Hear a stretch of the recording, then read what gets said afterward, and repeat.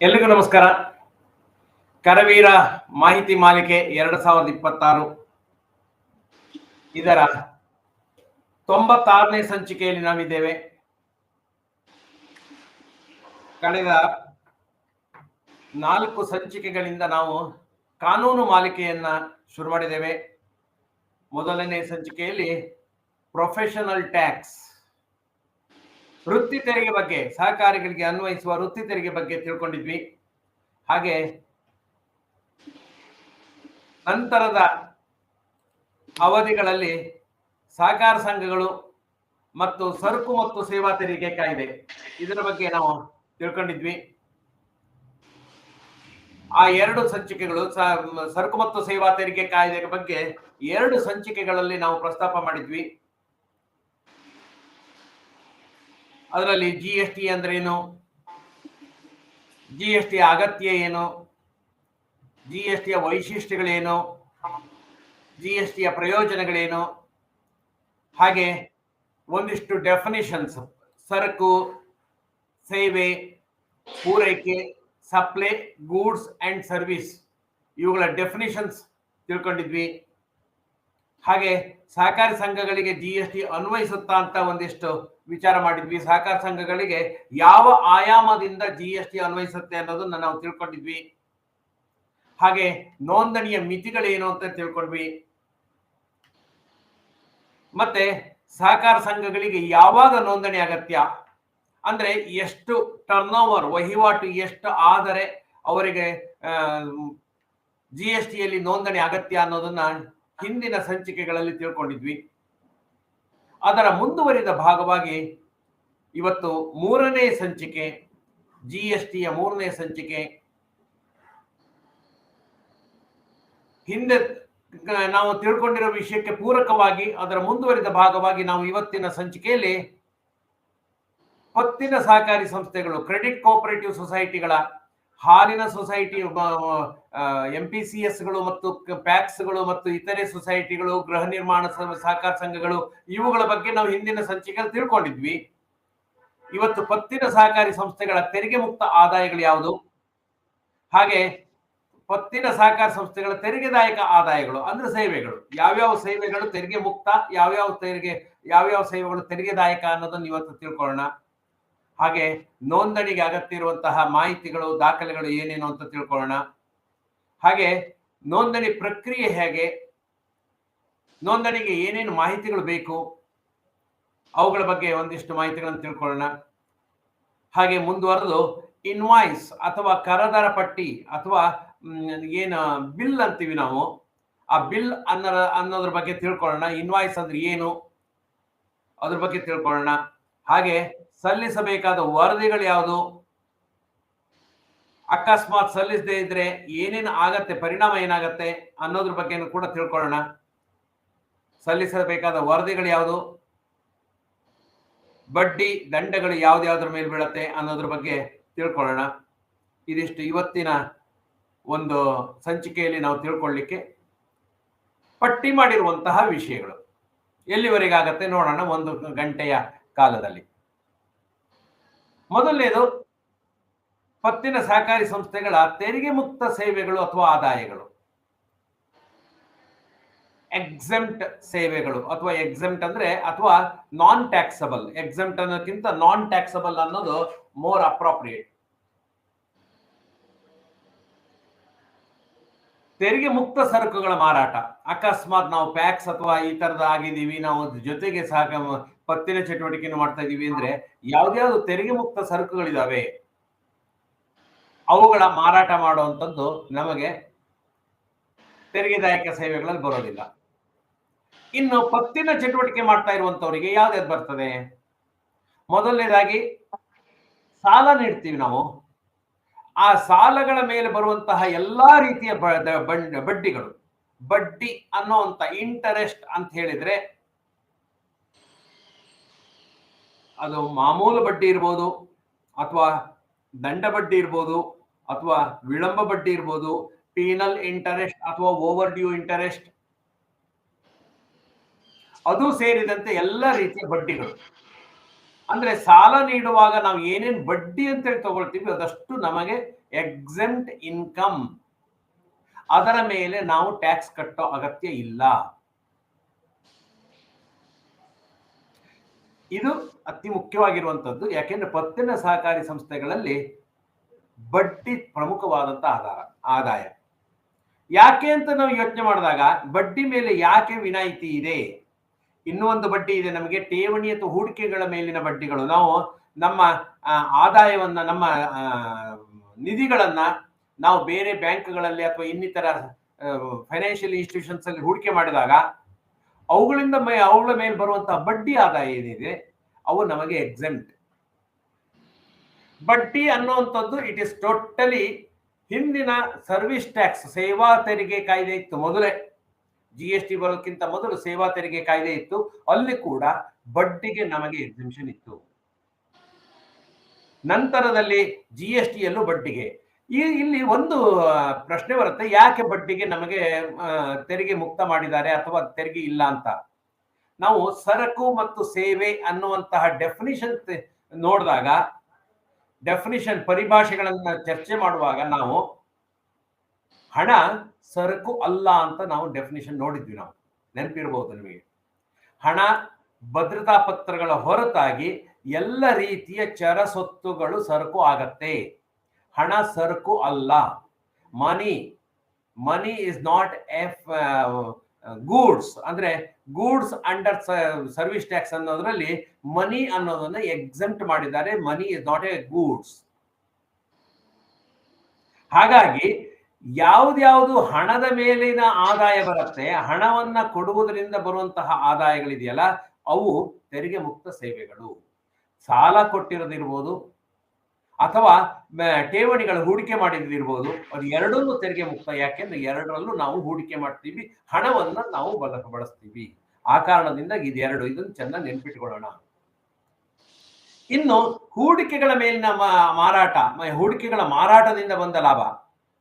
ಹೂಡಿಕೆಗಳನ್ನ ನಾವು ಮಾರಾಟ ಮಾಡ್ತೀವಿ. ಹೂಡಿಕೆಗಳು ಅಂದ್ರೆ ಸೆಕ್ಯೂರಿಟೀಸ್ ಅಥವಾ ಇನ್ವೆಸ್ಟ್ಮೆಂಟ್ಸ್. Same logic.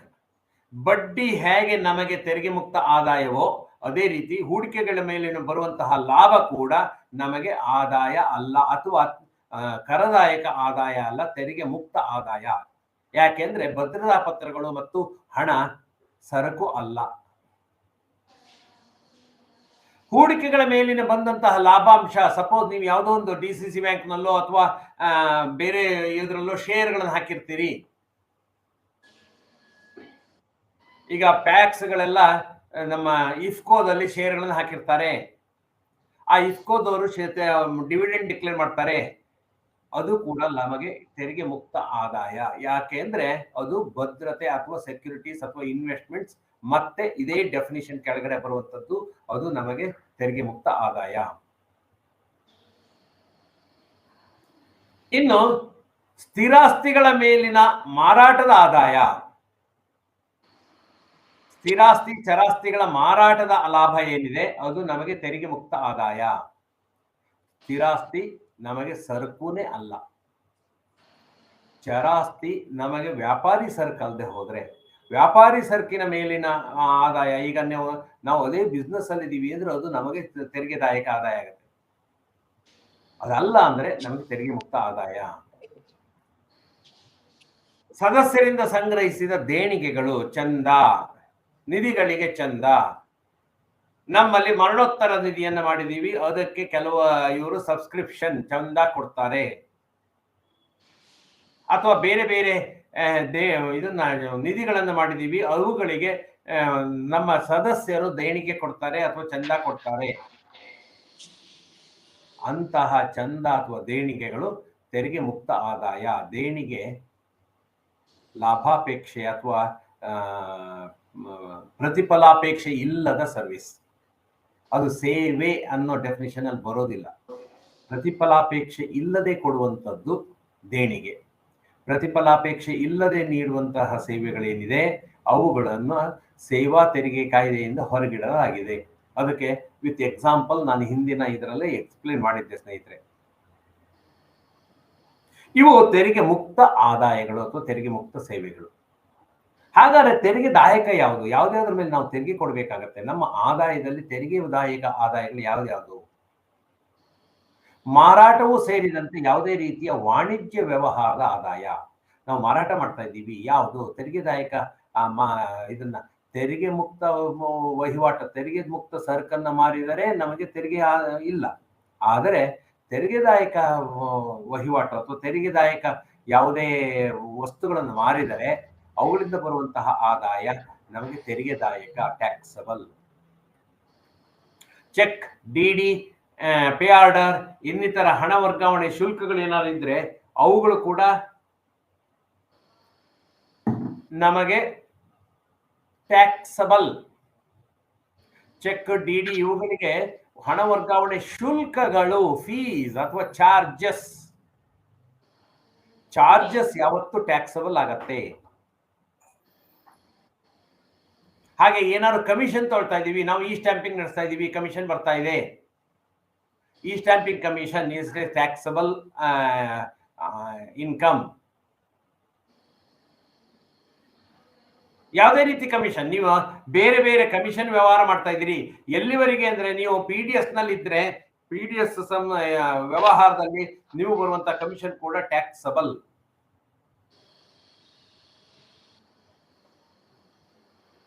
ಎಲ್ಲಾ ರೀತಿಯ ಕಮಿಷನ್ ವ್ಯವಹಾರಗಳು. ಹಾಗೆ ಸಾಲ ನೀಡುವ ಪ್ರಕ್ರಿಯೆಯಲ್ಲಿ ಇಂಟರೆಸ್ಟ್ ಹೊರತಾಗಿ ಬೇರೆ ಯಾವುದೇ ಚಾರ್ಜಸ್ ತಗೊಳ್ಳಿ ನೀವು. ಸಾಲ ಮಂಜೂರಾತಿ ಪ್ರಕ್ರಿಯೆ ಶುಲ್ಕ ಇರ್ಬೋದು, ವಸೂಲಾತಿ ಶುಲ್ಕ ಇರ್ಬೋದು. ಮಂಜೂರಾತಿ ಪ್ರಕ್ರಿಯೆಯಲ್ಲಿ ಅರ್ಜಿ ಶುಲ್ಕ ಅಂತ ತಗೊಳ್ತೀವಿ, ಪ್ರಾಸೆಸಿಂಗ್ ಫೀಸ್ ಅಂತೇಳಿ ತಗೊಳ್ತೀವಿ, ಅಥವಾ ವಿಸಿಟಿಂಗ್ ಚಾರ್ಜಸ್ ಅಂತ ತಗೊಳ್ತೀವಿ, ಅಥವಾ ಇನ್ಸ್ಪೆಕ್ಷನ್ ಚಾರ್ಜಸ್ ಅಂತ ತಗೊಳ್ತೀವಿ. ಆ ರೀತಿ ಏನೇ ತಗೊಂಡ್ರು ಅವುಗಳು ನಮಗೆ ಟ್ಯಾಕ್ಸಬಲ್ ಆಗತ್ತೆ.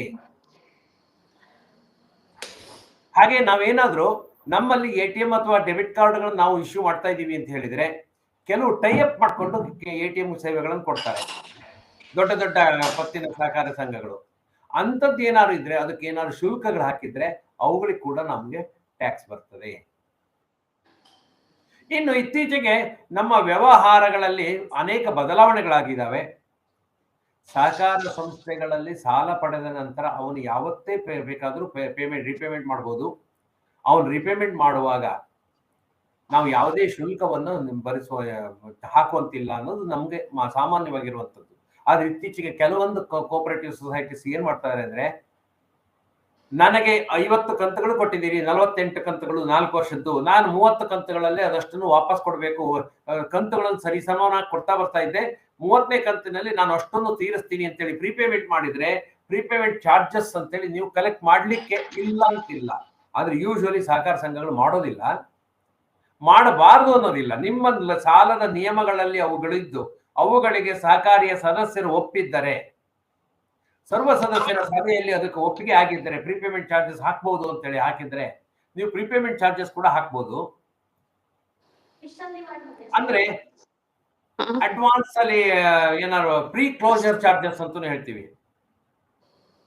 ಆ ತರ ಪ್ರೀಪೇಮೆಂಟ್ ಚಾರ್ಜಸ್ ಏನಾದ್ರು ಹಾಕಿದ್ರೆ ಅದು ಕೂಡ ಟ್ಯಾಕ್ಸ್. ಹಾಗೆ ಲಾಕರ್ ಬಾಡಿಗೆ,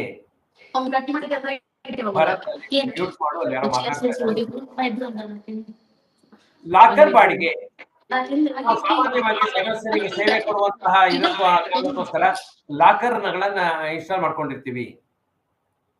ಆ ಲಾಕರ್ಗಳನ್ನ ಬಾಡಿಗೆ ಕೊಟ್ಟಿದ್ದೀವಿ, ಬಾಡಿಗೆ ಬರ್ತಾ ಇದೆ ಅಂದ್ರೆ ಅವುಗಳಿಗೆ ಕೂಡ ಬರುವಂತದ್ದು ನಮಗೆ ತೆರಿಗೆದಾಯಕ ಸೇವೆ, ತೆರಿಗೆದಾಯಕ ಆದಾಯ.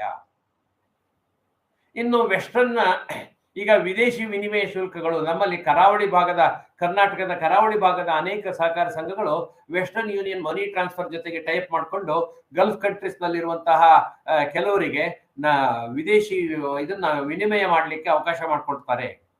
ವೆಸ್ಟರ್ನ್ ಯೂನಿಯನ್ ಮನಿ ಟ್ರಾನ್ಸ್ಫರ್ ಅನ್ನೋದು ಇರ್ಬೋದು, ಅಥವಾ ಕೆಲವೊಂದು ಇದರಲ್ಲಿ ಏಜೆನ್ಸಿಗಳ ಮೂಲಕ ಅವುಗಳಿಗೆ ಏನಾದ್ರು ಚಾರ್ಜಸ್ ಮಾಡ್ತಾ ಇದ್ದೀರಿ, ಹಾಗಾದ್ರೆ ಅದಕ್ಕೆ ಬರುತ್ತೆ. ಇನ್ನು ಲೆಟರ್ ಆಫ್ ಕ್ರೆಡಿಟ್ ಅಥವಾ ಗ್ಯಾರಂಟಿ ಕಮಿಷನ್, ದೊಡ್ಡ ಮೊತ್ತದ ಸಾಲವನ್ನು ಪಡೆಯುವಂತಹ ನಮ್ಮ ಸದಸ್ಯರು ಬ್ಯಾಂಕಿನಲ್ಲಿ ನಮ್ಮಿಂದ ಲೆಟರ್ ಆಫ್ ಕ್ರೆಡಿಟ್ ತಗೊಳ್ತಾರೆ, ಅದಕ್ಕೆ ನಾವು ಚಾರ್ಜಸ್ ಮಾಡ್ತೀವಿ. ಎಸ್. ಇನ್ನು ಸದಸ್ಯತ್ವ ಶುಲ್ಕ, ಪ್ರವೇಶ ಶುಲ್ಕ, ನಾವು ಸದಸ್ಯರನ್ನ ಸೇರಿಸ್ಕೊಳ್ಳುವಾಗ ಒಂದು ಪ್ರವೇಶ ಶುಲ್ಕ ಅಂತ ತಗೊಳ್ತೀವಿ, ಮತ್ತು ಸದಸ್ಯತ್ವ ಶುಲ್ಕ ಪರ್ ಶೇರು ಶುಲ್ಕ ಅಂತೀವಿ. ಶೇರ್ಗೆ ಇಷ್ಟು ಶುಲ್ಕ ಅಂತ ತಗೊಳ್ತೀವಿ. ಷೇರು ಮೊತ್ತ ಟ್ಯಾಕ್ಸಬಲ್ ಅಲ್ಲ. ಷೇರು ಹಣವನ್ನ ಇಲ್ಲಿ ಸೇರಿಸ್ಕೊಳ್ಬೇಡಿ. ಕೇವಲ ಶುಲ್ಕಗಳು ಮಾತ್ರ. ಅದು ಸದಸ್ಯತ್ವ ಶುಲ್ಕ ಇರ್ಬೋದು, ಷೇರು ಶುಲ್ಕ ಇರ್ಬೋದು, ಅಥವಾ ಪ್ರವೇಶ ಶುಲ್ಕ ಇರ್ಬೋದು, ಹೆಚ್ಚುವರಿ ಸದಸ್ಯತ್ವ ಶುಲ್ಕ ಇರ್ಬೋದು. ನೀವೇನು ಹೇಳ್ತೀರೋ ಅದು ಅಲ್ಲಿ ಷೇರು ಮೊತ್ತವನ್ನ ನಾವು ಕನ್ಸಿಡರ್ ಮಾಡೋದಿಲ್ಲ. ಯಾಕೆಂದ್ರೆ it is not our income, it is the liability. ಕೊಡ್ಬೇಕಾಗತ್ತೆ ವಾಪಸ್ಸು. ಅದೇ ನಾಮಿನಲ್ ಶೇರ್ಗಳಾಗಿದ್ರೆ, ನಾಮಿನಲ್ ಶೇರ್ಗಳಿಗೆ ನಾವು ತಗೊಳ್ಳುವಂತಹ ಏನು ನಾಮಿನಲ್ ಶೇರ್ಸ್ ಫೀಸ್ ಇದೆಯಾ ಅದಕ್ಕೆ ನಾವು ಟ್ಯಾಕ್ಸ್ ಕಟ್ಟಬೇಕಾಗತ್ತೆ. It is an income. ಹಾಗೆ ಇನ್ನೇನಾದ್ರೂ ಆದಾಯಗಳಿದೆ, ಇತರೆ ಆದಾಯಗಳು, ಈಗ ಹೇಳಿದ ಆದಾಯಗಳಲ್ಲದೆ ಬೇರೆ ಬೇರೆ ಆದಾಯಗಳು, ಸಣ್ಣ ಪುಟ್ಟ ಯಾವುದೇ ಆದಾಯ ಬಂದ್ರೂ ಇತರೆ ಆದಾಯಗಳಲ್ಲಿ ಸೇರ್ಕೊಳುತ್ತೆ. ಅದಷ್ಟು ಟ್ಯಾಕ್ಸಬಲ್ ಆಗುತ್ತೆ. ಯಾರಿಗೆ? ಪತ್ತಿನ ಸಹಕಾರಿ ಸಂಸ್ಥೆಗಳಿಗೆ. ಹಾಗಾಗಿ ಇದಿಷ್ಟು ಕ್ರೆಡಿಟ್ ಕೋಆಪರೇಟಿವ್ ಸೊಸೈಟೀಸ್ ಇದನ್ನು ಗಮನದಲ್ಲಿ ಇಟ್ಕೊಳ್ಬೇಕು. ಈಗ ರಿಜಿಸ್ಟ್ರೇಷನ್ ಆಸ್ಪೆಕ್ಟಿಗೆ ಹೋಗೋಣ. ರಿಜಿಸ್ಟ್ರೇಷನ್ಗೆ ಏನೇನು ಬೇಕಾಗತ್ತೆ, ಅಗತ್ಯ ಮಾಹಿತಿ ಮತ್ತು ದಾಖಲೆಗಳು ಏನೇನು? ಮೊದಲನೇದು ಸಹಕಾರಿಯ ನೋಂದಣಿ ಪ್ರಮಾಣ ಪತ್ರ. ನಮ್ಮ ಸಹಕಾರ ಸಂಘದ ನೋಂದಣಿ ಪ್ರಮಾಣ ಪತ್ರ, ರಿಜಿಸ್ಟ್ರೇಷನ್ ಸರ್ಟಿಫಿಕೇಟ್ ಏನಿದೆ ಅದು ಬೇಕಾಗತ್ತೆ. ಹಾಗೆ ಪಾನ್ ಕಾರ್ಡ್ ಬೇಕಾಗತ್ತೆ. ಸರ್ ನಾವು ಪಾನ್ ಕಾರ್ಡ್ ತಗೊಂಡಿಲ್ಲ, ತಪ್ಪು ಮಾಡಿದ್ದೀರಿ, ಪಾನ್ ಕಾರ್ಡ್ ತಗೊಳ್ಳಿ. ಪಾನ್ ಕಾರ್ಡ್ ಇಲ್ಲದೆ ಯಾವುದೇ ಸಹಕಾರಿ ಸಂಸ್ಥೆ ಮುಂದುವರಿಯಕ್ಕಾಗೋದಿಲ್ಲ.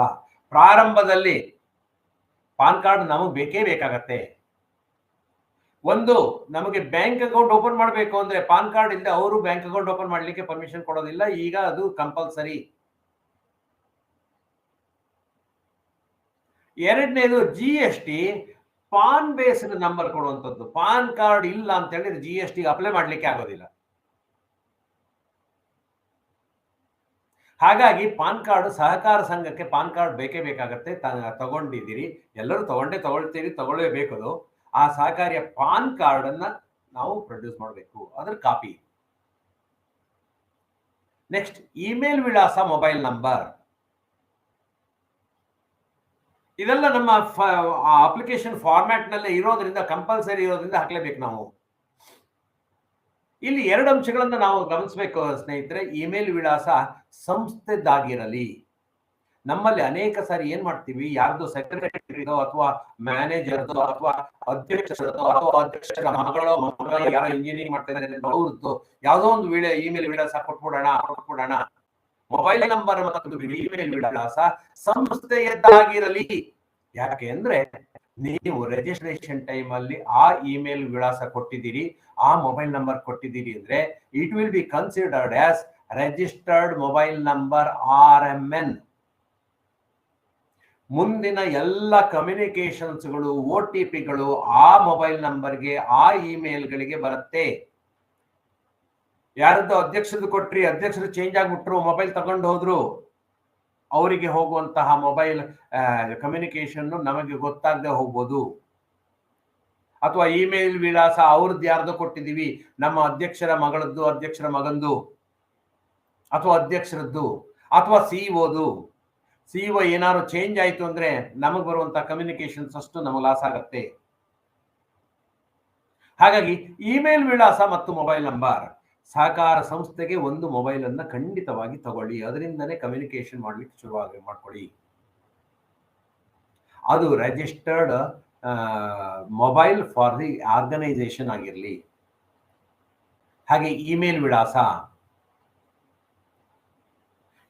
ವಿಳಾಸವನ್ನು ಕೂಡ ನಿಮ್ಮ ಕಂಪನಿಗೋಸ್ಕರ ಒಂದು ಇಮೇಲ್ ಅನ್ನು ತಗೊಳ್ಳಿ. ಆ ಇಮೇಲ್ ವಿಳಾಸ ನಿಮ್ಮ ಸಹಕಾರ ಸಂಘಕ್ಕೆ ಒಂದು ಇಮೇಲ್ ಇರಲಿ, ಅದನ್ನೇ ತಗೊಳ್ಬೇಕಾಗತ್ತೆ.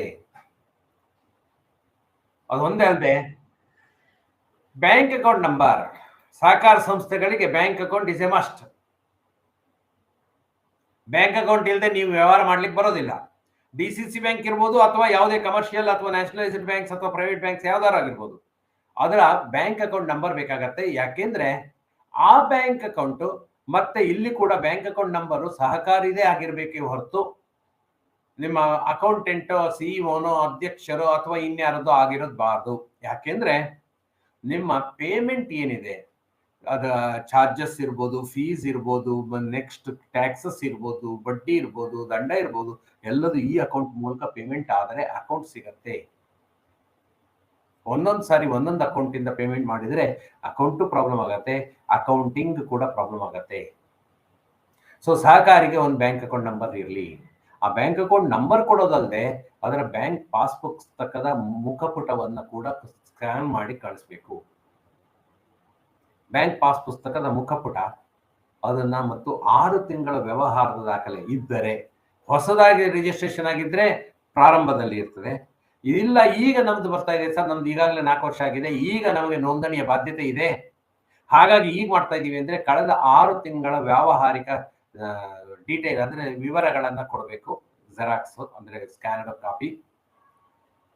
ಬ್ಯಾಂಕ್ ಖಾತೆ ಪುಸ್ತಕದ ಫ್ರಂಟ್ ಶೀಟ್, ಏನ್ ಫೇಸಿಂಗ್ ಶೀಟ್ ಅಂತೀವೋ ಅದೆರಡನ್ನು ನಾವು ಕೊಡಬೇಕಾಗತ್ತೆ. ಹಾಗೆ ಇದಿಷ್ಟು ಜೊತೆಗೆ ಬ್ಯಾಂಕ್ ಬಾಡಿಗೆ ಕರಾರು ಪತ್ರ ಕೊಡಬೇಕಾಗತ್ತೆ. ಬಾಡಿಗೆ ಕರಾರು ಪತ್ರ ಅಥವಾ ಸ್ಥಿರಾಸ್ತಿ ದಾಖಲೆ. ನಮ್ದು ಬಾಡಿಗೆ ಬಿಲ್ಡಿಂಗ್ ಅಲ್ಲಿ ಇದೀವಿ ಅಂದ್ರೆ ಬಾಡಿಗೆ ಕರಾರು ಪತ್ರ ಕೊಡಿ. ಇಲ್ಲ ನಾವು ಸ್ವಂತ ಬಿಲ್ಡಿಂಗ್ ಅಲ್ಲಿ ಇದೀವಿ ಸರ್, ನಮ್ದೇ ಇದೆ ಅಂತ ಹೇಳಿದ್ರೆ ಒಂದು ಸ್ಥಿರಾಸ್ತಿ ದಾಖಲೆ, ಈ ಸ್ವತ್ತು ಅಥವಾ ಖಾತಾ ಎಕ್ಸ್ಟ್ರಾಕ್ಟ್ ಅಥವಾ ಲೇಟೆಸ್ಟ್ ಟ್ಯಾಕ್ಸ್ ಪೇಡ್ ರಿಸೀಟ್ ಅಥವಾ ಎಲೆಕ್ಟ್ರಿಸಿಟಿ ಬಿಲ್, ಆಸ್ತಿಗೆ ಸಂಬಂಧಪಟ್ಟಂತ ಏನಾದರೂ ಒಂದು ದಾಖಲೆಯನ್ನ ಕೊಡಬೇಕಾಗತ್ತೆ. ನಂತರ ಈ ನೋಂದಣಿ ಮಾಡಿಸ್ಲಿಕ್ಕೆ ಬೋರ್ಡ್ ಅಲ್ಲಿ ಒಂದು ರೆಸಲ್ಯೂಷನ್ ಆಗಿರ್ಬೇಕು, ಆಡಳಿತ ಮಂಡಳಿಯ ನಿರ್ಣಯ. ನಾವು ಸರಕು ಮತ್ತು ಸೇವಾ ತೆರಿಗೆ ಕಾಯ್ದೆ ಅಡಿಯಲ್ಲಿ ನೋಂದಣಿ ಮಾಡ ಬಯಸಿದ್ದು ನಾವು ನೋಂದಣಿಯನ್ನು ಪಡೆಯಲು ಅರ್ಜಿ ಸಲ್ಲಿಸಲು ತೀರ್ಮಾನಿಸಲಾಗಿರುತ್ತದೆ ಮತ್ತು ಈ ಬಗ್ಗೆ ಅರ್ಜಿ ಸಲ್ಲಿಸಲು ಮತ್ತು ಇಲಾಖೆಯು ಕೇಳುವ ಎಲ್ಲ ಮಾಹಿತಿಗಳನ್ನು ನೀಡಲು ಮತ್ತು ದಾಖಲಾತಿಗಳಿಗೆ ಸೂಕ್ತವಾಗಿ ಸಹಿ ಹಾಕಲು ನಾವು ಕೆಳಕಂಡವರನ್ನು ಆಥರೈಸ್ ಮಾಡಿರ್ತೇವೆ. ಸಾಮಾನ್ಯವಾಗಿ ಮುಖ್ಯ ಕಾರ್ಯನಿರ್ವಹಣಾಧಿಕಾರಿಗೆ ಆಥರೈಸೇಷನ್ ಕೊಟ್ಟಿರ್ತೀವಿ. ಆ 2 ನಿರ್ಣಯ, ಒಂದು ನೋಂದಣಿ ಮಾಡಿಸ್ಲಿಕ್ಕೆ ನಿರ್ಣಯ, ಎರಡನೇದು ಯಾರಿಗೆ ಆಥರೈಸೇಷನ್ ಕೊಟ್ಟಿದೀವಿ ಅನ್ನೋದು, ಎರಡದ್ದು ನಮಗೆ ಒಂದು ನಿರ್ಣಯದ ಪ್ರತಿ ಬೇಕಾಗತ್ತೆ. ಆಮೇಲೆ ಯಾರಿಗೆ ನೀವು ಅಧಿಕೃತ ಆಥರೈಸ್ಡ್ ಪರ್ಸನ್ ಎಪಿ ಮುಖ್ಯ ಕಾರ್ಯನಿರ್ವಹಣಾಧಿಕಾರಿ ಕೊಟ್ಟಿದ್ದೀರೋ ಅಥವಾ ಅಧ್ಯಕ್ಷರಿಗೆ ಕೊಟ್ಟಿದ್ದೀರೋ ಅದರ ಬಗ್ಗೆ ಒಂದು ಅಧಿಕಾರ ಪತ್ರವನ್ನು ಕೊಡಬೇಕು. ನಿರ್ಣಯದ ಜೊತೆಗೆ ಒಂದು ಅಧಿಕಾರ ಪತ್ರ. ಯಾರಿಗೆ ನೀವು ಅಧಿಕಾರ ನೀಡಿದಿರೋ ಅವರ ವ್ಯಕ್ತಿಯ ಫೋಟೋ, ಸಹಕಾರಿ ಸಂಸ್ಥೆಗಳಿಗೆ ಫೋಟೋ ಇಲ್ಲ. ರವೀಂದ್ರನಾಥ್ GST ರಿಜಿಸ್ಟ್ರೇಷನ್ ಮಾಡಿಸ್ಕೊಳ್ಬೇಕು ಅಂದ್ರೆ ರವೀಂದ್ರನಾಥ್ ಫೋಟೋ ಕೊಡ್ಬೋದು, ಆದ್ರೆ ಸಹಕಾರಿ ರಿಜಿಸ್ಟ್ರೇಷನ್ ಮಾಡಿಸ್ಕೊಳ್ಬೇಕು ಅಂದ್ರೆ ಸಹಕಾರಿಗೆ ಫೋಟೋ ಇದೆಯಾ? ಇಲ್ಲ. ಹಾಗಾಗಿ ಅಧಿಕೃತ ವ್ಯಕ್ತಿ ಐಡೆಂಟಿಫಿಕೇಶನ್ಗೋಸ್ಕರ ಅಧಿಕೃತ ವ್ಯಕ್ತಿಯ ಫೋಟೋ ಕೊಡಬೇಕಾಗತ್ತೆ. ಯಾರಿಗೆ ನಾವು ಅಧಿಕೃತಗೊಳಿಸಿದೀವೋ, ಮುಖ್ಯ ಕಾರ್ಯನಿರ್ವಹಣಾಧಿಕಾರಿ ಅಂದ್ರೆ ಮುಖ್ಯ ಕಾರ್ಯನಿರ್ವಹಣಾಧಿಕಾರಿ. ಸರ್ ಅವನಿಗೆ ಕೊಟ್ಬಿಟ್ರೆ ಅವನ ಹೆಸರಲ್ಲೇ ಬರ್ತಾ ಇಲ್ಲ. ಅಧಿಕೃತ ವ್ಯಕ್ತಿ, he will be representing our institution, our cooperative till the finalization of the allotment of the GST number and certificate. GST certificate ಕೊಡೋವರಿಗೆ ಅವನು ನಮ್ಮ ಅಧಿಕೃತ ದಾಖಲೆಗಳಿಗೆ ಸಹಿ ಹಾಕುವಂತವನಾಗಿರ್ತಾನೆ. ಅವನು ಅಧಿಕೃತ ವ್ಯಕ್ತಿ ಅಂತ ಆಗಿರ್ತಾನೆ. ಅವನ ಪಾನ್ ನಂಬರ್ ಮತ್ತು ಆಧಾರ್ ನಂಬರ್ ಅಂದ್ರೆ ಐಡೆಂಟಿಫಿಕೇಶನ್ಗೋಸ್ಕರ ಅದೆರಡನ್ನ ಕೊಡಬೇಕಾಗುತ್ತೆ. ಇದಿಷ್ಟು ದಾಖಲೆಗಳನ್ನ ಕೊಟ್ರೆ ಸರ್ ರಿಜಿಸ್ಟ್ರೇಷನ್ ಹೇಗೆ, ಪ್ರೊಸೀಜರ್ ಹೇಗೆ? ನೋಂದಣಿ ಪ್ರಕ್ರಿಯೆ ನಾನು GST ಬಗ್ಗೆ ವಿವರಣೆ ಕೊಡುವಾಗಲೇ ಹೇಳಿದ್ದೆ ವೈಶಿಷ್ಟ್ಯಗಳು ಅಂತ. ನೋಂದಣಿ ಪ್ರಕ್ರಿಯೆ ತುಂಬಾ ಸರಳೀಕೃತವಾಗಿದೆ, ತುಂಬಾ ಸರಳವಾಗಿದೆ. ಏನು, ನೀವು website login to website, GST ಒಂದು ವೆಬ್ಸೈಟ್ ಇದೆ, services.gst.go.in ಅಂತೇಳಿ ಒಂದು GSTದು 2-3 ಸೈಟ್ಗಳಿದಾವೆ. ಅದರ ರಿಜಿಸ್ಟ್ರೇಷನ್ ಪ್ರಕ್ರಿಯೆಗೆ ಈ ಸರ್ವಿಸ್ ಇದು, ಅದು GST ಸೈಟ್ ನಲ್ಲೇ ಒಂದು ವಿಭಾಗ. ಆ gst.go.in ಅನ್ನೋದ್ರಲ್ಲಿ ಸರ್ವಿಸಸ್ ಅನ್ನೋದು ಒಂದು ವಿಭಾಗ. ಅಲ್ಲಿಗೆ ಲಾಗಿನ್ ಆಗ್ತೀರಿ. ಯಾರು ಲಾಗಿನ್ ಆಗ್ಬೋದು, general it is open. Login ಆದಾಗ ರಿಜಿಸ್ಟರ್ ಅಂತ ಹೇಳಿದ್ರೆ ಅಲ್ಲೊಂದು ರಿಜಿಸ್ಟರ್ ಅಂತ ಹೇಳಿ ಬರ್ತದೆ. ಆವಾಗ ನಿಮ್ಮ ಮೊಬೈಲ್ ನಂಬರ್, ಅದು ಯಾರು ಮಾಡ್ತಾರೋ ಅವ್ರದ್ದು ಮೊಬೈಲ್ ನಂಬರ್ ಕೊಟ್ಟರೆ ಸಾಕು, ಅದು ತಾತ್ಕಾಲಿಕ, ಅದೇನು ಪರ್ಮನೆಂಟ್ ಆಗಿ ಅದು ಅವ್ರದ್ದೇ ಇದಾಗ್ಬಿಡುತ್ತಾ ಸರ್? ಹಾಗೇನಿಲ್ಲ. ಅಲ್ಲಿ ನೀವು ರಿಜಿಸ್ಟ್ರೇಷನ್ ಸೆಕ್ಷನ್ಗೆ ಹೋದ್ರೆ ಅಲ್ಲಿ ಎ ಅನ್ನೋದು ಪಾರ್ಟ್ ಎ ಆಫ್ GST1 ಅನ್ನೋದು ಫಾರ್ಮ್ಸ್ ಇದೆ. ಆ ಪಾರ್ಟ್ ಎ ಅನ್ನು ತುಂಬಬೇಕು. ಆ ಪಾರ್ಟ್ ಎ GST1 ಅನ್ನೋ ಫಾರ್ಮಿನ ಪಾರ್ಟ್ ಎ ನಿಮಗೆ ಕಾಣುತ್ತೆ. ಅದರಲ್ಲಿ ಈಗ ನಾನು ಈಗಾಗಲೇ ಹೇಳಿದ್ನಲ್ಲ, ಆ ಪರ್ಟಿಕ್ಯುಲರ್ಸ್ನ ಸಹಕಾರಿಯ ಹೆಸರು, ವಿಳಾಸ, ಪಾನ್ ನಂಬರು, ಆಮೇಲೆ ಇದ್ರದ್ದು ಏನು ಈ ರೀತಿ ಕೆಲವೊಂದು ಬೇಸಿಕ್ ಇನ್ಫಾರ್ಮೇಶನ್ ಇದೆಯಲ್ಲ, ಹೆಸರು ಇರ್ಬೋದು, ಪಾನ್ ನಂಬರ್ ಇರ್ಬೋದು, ಮೊಬೈಲ್ ನಂಬರ್ ಇರ್ಬೋದು, ಅಥವಾ ಮೇಲ್ ಐ ಡಿ ಇರ್ಬೋದು. ಈ ತರದೆಲ್ಲ ನಾವು ಬೇಸಿಕ್ ಇನ್ಫಾರ್ಮೇಶನ್ ಏನ್ ಕೊಡ್ತೀವಿ ಅದಷ್ಟನ್ನ ಅಲ್ಲಿ ಫಿಲಪ್ ಮಾಡಬೇಕು. ಅದು ವೆರಿಫಿಕೇಶನ್ ಆಗತ್ತೆ. ಪಾನ್ ನಂಬರ್ ವೆರಿಫಿಕೇಶನ್ ಆಗತ್ತೆ. ಇದಕ್ಕೆ ಹೋಗಿ ಇನ್ಕಮ್ ಟ್ಯಾಕ್ಸ್ ವೆಬ್ಸೈಟ್ಗೆ ಹೋಗಿ ಪಾನ್ ನಂಬರ್ ವೆರಿಫೈ ಆಗತ್ತೆ. ಅಲ್ಲಿ ಹೆಸರು ಸರಿ ಇದೆಯಾ ನೋಡ್ಕೊಳತ್ತೆ. ಆಮೇಲೆ ಮೊಬೈಲ್ ನಂಬರ್ಗೆ ಒಂದು OTP ಬರುತ್ತೆ, ಮೊಬೈಲ್ ವೆರಿಫಿಕೇಶನ್ ಆಗುತ್ತೆ. ಇಮೇಲ್ಗೆ ಒಂದು OTP ಬರ್ತದೆ, ಅದು ಇಮೇಲ್ ವೆರಿಫಿಕೇಶನ್ ಆಗುತ್ತೆ. ಅದಾದ ಕೂಡಲೇ ಒಂದು TRN, ಟೆಂಪರರಿ ರಿಜಿಸ್ಟ್ರೇಷನ್ ನಂಬರ್ ಆ ಮೇಲ್ ಮತ್ತು ಮೊಬೈಲ್ಗೆ ಕಳಿಸ್ತಾರೆ. ಟೆಂಪರರಿ ರಿಜಿಸ್ಟ್ರೇಷನ್, ತಾತ್ಕಾಲಿಕ ನೋಂದಣಿ ಸಂಖ್ಯೆ. ಆ ಸಂಖ್ಯೆ ಬಂದ ನಂತರ ಪಾರ್ಟ್ ಬಿಗೆ ಆ ತಾತ್ಕಾಲಿಕ ನೋಂದಣಿ ಸಂಖ್ಯೆಯನ್ನ ಪಾರ್ಟ್ ಬಿ ನಲ್ಲಿ ಎಂಟ್ರಿ ಮಾಡಿದರೆ ನೀವು ಪಾರ್ಟ್ ಬಿಗೆ ಹೋಗ್ಬೋದು. ಆಗ ಪಾರ್ಟ್ ಬಿ ನಲ್ಲಿ ಡಾಕ್ಯುಮೆಂಟ್ಸ್ ಅಷ್ಟು ಅಟ್ಯಾಚ್ ಮಾಡಬೇಕಾಗತ್ತೆ. ಡಾಕ್ಯುಮೆಂಟ್ಸ್, ರೆಂಟ್ ಅಗ್ರಿಮೆಂಟ್ ಇರ್ಬೋದು, ನಿಮ್ಮ ಪಾನ್ ಕಾರ್ಡಿನ ಜೆರಾಕ್ಸ್ ಇರ್ಬೋದು, ಅಥವಾ ರೆಸಲ್ಯೂಷನ್ ಇರ್ಬೋದು, ಅಥವಾ ಆಥರೈಸೇಷನ್ ಪರ್ಸನ್ ಇದು ಅಥಾರಿಟಿ ಇರ್ಬೋದು, ಅಥವಾ ಬೈಲಾ ಇರ್ಬೋದು, ಅಥವಾ ರಿಜಿಸ್ಟ್ರೇಷನ್ ಸರ್ಟಿಫಿಕೇಟ್ ಇರ್ಬೋದು. ಮೊದಲೇ ಹೇಳಿದ್ವಿ ಏನೇನು ದಾಖಲೆಗಳು ಬೇಕು ಅಂತ, ಅದಷ್ಟನ್ನು ನಾವು ಸ್ಕ್ಯಾನ್ ಮಾಡಿ ಕಳಿಸಿರ್ತೀವಿ, ಸಾಫ್ಟ್ ಕಾಪಿ. ಅವುಗಳನ್ನೆಲ್ಲ ಆನ್ಲೈನ್ ಅಲ್ಲಿ ವೆರಿಫಿಕೇಶನ್ ಮಾಡ್ಕೊಳ್ತಾರೆ. ಸಿಗ್ನೇಚರ್ ಕೂಡ ವೆರಿಫೈ ಆಗತ್ತೆ. ಆಧಾರ್ ಅಥೆಂಟಿಕೇಶನ್ ಆಗತ್ತೆ. ಆಥರೈಸ್ಡ್ ಪರ್ಸನ್ನಿನ ಆಧಾರ್ ಕೊಟ್ಟಿರ್ತೀವಿ, ಅದು ಅಥೆಂಟಿಕೇಶನ್ ಆಗತ್ತೆ. ಅದು ಆದ ನಂತರ ನಮಗೆ ಒಂದು ಪ್ರೊವಿಷನಲ್ ರಿಜಿಸ್ಟ್ರೇಷನ್ ಸಿಗತ್ತೆ. ಸೊ ಈ ಎಲ್ಲ ಪ್ರಕ್ರಿಯೆಗೆ ಎಷ್ಟು ಸಮಯ ಬೇಕಾಗುತ್ತೆ ಸರ್? ಒಂದು ತಿಂಗಳು ಬೇಕಾಗ್ಬೋದಾ? 3 ತಾಸಿನಿಂದ 8 ತಾಸು ಒಂದು ದಿನದಲ್ಲಿ. ನೀವು ಸಂಜೆ ಹೊತ್ತೇನಾದರೂ ಆ ಲಾಗಿನ್ ಕೊಟ್ರೆ ಮಾರನೇ ದಿನಕ್ಕೆ ಹೋಗ್ಬೋದು. ಅದೇ ಬೆಳಿಗ್ಗೆನೆ ಕೊಟ್ರೆ 3 ತಾಸಿನಲ್ಲಿ ನಿಮಗೆ ಒಂದು ARN ಇದು ಸಿಕ್ಬಿಡತ್ತೆ. ನಂಬರ್ ಜನರೇಟ್ ಆಗಿ ಬರುತ್ತೆ. Provisional registration, application registration number grant ಆಗಿಬಿಡುತ್ತೆ. ನಂತರದಲ್ಲಿ ಏನಾದರೂ ಅವರು ವಿಸಿಟ್ ಮಾಡಬೇಕು ಅಥವಾ ನಿಮ್ದು ಎಕ್ಸಿಸ್ಟೆನ್ಸ್ ನೋಡಬೇಕು, ಫಿಸಿಕಲ್ ವೆರಿಫಿಕೇಶನ್ ಮಾಡಬೇಕು ಅಂದ್ರೆ ಅದನ್ನ ಮಾಡ್ಕೊಳ್ತಾರೆ. ಅದನ್ನ ಮಾಡಿ ವಿತಿನ್ 7 days ಪರ್ಮನೆಂಟ್ ರಿಜಿಸ್ಟ್ರೇಷನ್ ಸಿಗತ್ತೆ. ಕೆಲವು ವಿತಿನ್ 7 days ಅಂದ್ರೆ 7 ದಿನ ಕಾಯ್ಲೇಬೇಕಾ ಸರ್? ಅದೇನಿಲ್ಲ. ಅವರಿಗೆ ಅದಷ್ಟು ಅಥೆಂಟಿಸಿಟಿ ಬಂತು, ನಿಮ್ದು ಏನು ಎಲ್ಲ ಅದ್ರ ಬಗ್ಗೆ ನಂಬಿಕೆ ಬಂತು ಅಂದ್ರೆ the same day you may be allotted the permanent registration number. ಹಾಗಾಗಿ ತುಂಬಾ ಸರಳವಾದ ರಿಜಿಸ್ಟ್ರೇಷನ್ ಪ್ರಕ್ರಿಯೆ ಇದೆ ಅಂತ ನಾನು ಹೇಳಿದೆ. ಹಿಂದೆ ಕೂಡ ಹೇಳಿದ್ದೆ, ಸರಳವಾದ ಪ್ರಕ್ರಿಯೆ. ಇದಕ್ಕೆ ನಮಗೆ ಯಾವುದೇ ತೊಂದರೆ ಇಲ್ಲದೆ ನೀವೇ ಮಾಡ್ಕೊಳ್ಬಹುದು, ನಾವೇ ಮಾಡ್ಕೊಳ್ಬಹುದು. ಏನು ಅದ್ರ ಬಗ್ಗೆ ಯಾವ ರೀತಿ ತುಂಬಬೇಕು, ಎಲ್ಲಿ ತುಂಬಬೇಕು, ಏನೇನು ತುಂಬಬೇಕು ಅನ್ನೋ ಮಾಹಿತಿಗಳು ನಮ್ಗೆ ಇರ್ಬೇಕಷ್ಟೇ. ಸೊ ಇದಿಷ್ಟು ಅಂತರ್ಜಾಲದ ಮೂಲಕ ನೆಟ್ಟಲ್ಲಿ ಆಗುವಂಥದ್ದು. ನೀವು ಯಾವುದೋ ಆಫೀಸಿಗೆ ಹೋಗ್ಬೇಕಾ? ಎಲ್ಲಿದೆ ಸರ್ ನಮ್ಮ ಆಫೀಸ್? ಎಲ್ಲಿದೆ ಸರ್?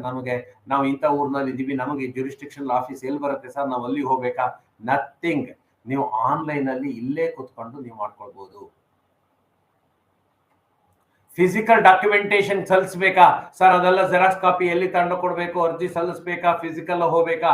ಎಲ್ಲೂ ಫಿಸಿಕಲ್ ಆಗಿ ನೀವು ಹೋಗಿ ಸಲ್ಲಿಸಬೇಕಾಗಿದ್ದಿಲ್ಲ. ಎಲ್ಲದೂ ಸ್ಕ್ಯಾನರ್ಡ್ ಕಾಪಿನೇ. ಸ್ಕ್ಯಾನ್ ಮಾಡಿ ಆನ್ಲೈನ್ ಅಲ್ಲಿ PDF ಫಾರ್ಮ್ಯಾಟ್ ಅಲ್ಲಿ ಅಥವಾ PNG ಫಾರ್ಮ್ಯಾಟ್ ನಲ್ಲಿ ಒಂದಿಷ್ಟು ಫಾರ್ಮ್ಯಾಟ್ ನಾವು ಸ್ಪೆಸಿಫೈ ಮಾಡಿದ್ದಾರೆ. ಆ ಫಾರ್ಮ್ಯಾಟ್ ನಲ್ಲಿ ಅದನ್ನ ಸಲ್ಲಿಸ್ತೀರಿ ಅಷ್ಟೇ.